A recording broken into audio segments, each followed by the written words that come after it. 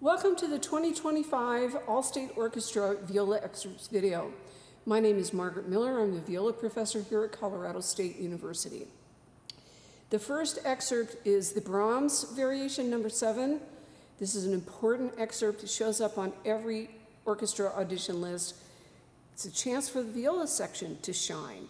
However, there are some very important things to keep in mind, primarily rhythm. Brahms can be very tricky rhythmically, so I would suggest when you're starting out, have your metronome on in eighth notes so you can really feel each beat in the bar. And then you can move to dotted quarters.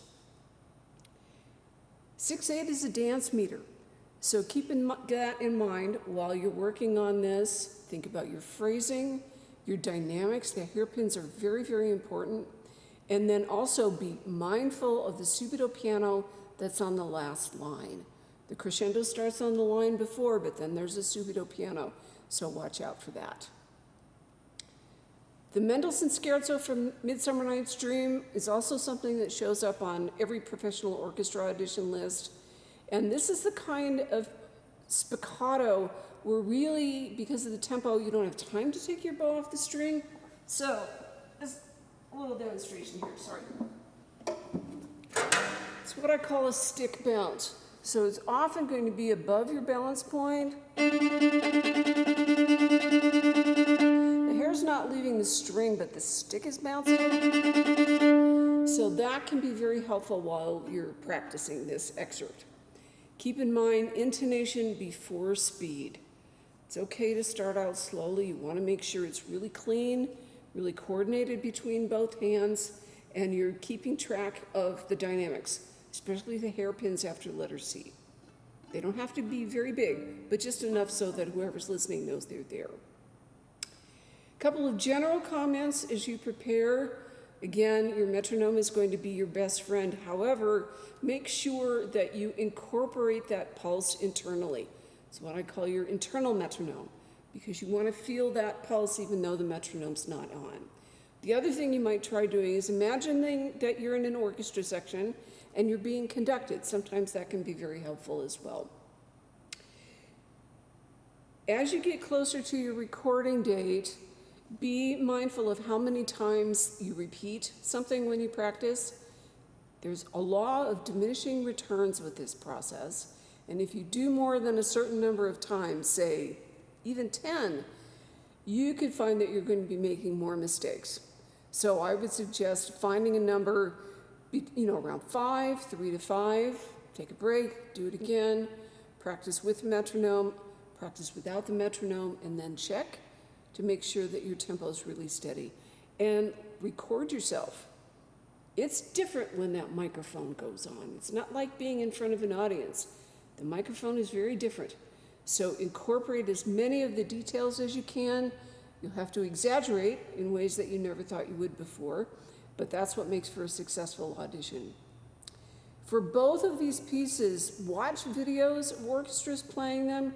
I find I get a lot of information about how a section plays by watching them. You can get a lot just by listening as well. And also think about what the accompanying rhythm is doing, particularly in the Brahms. Keep in mind you've got a quarter note, eighth note rhythm going on underneath you at the beginning, and that can be really helpful in your practicing. People who listen to auditions know when somebody has really listened to the entire orchestra, not just the viola part, so that you know everything that's going on around you. Best of luck with your recordings, and I look forward to seeing you in February. Thank you.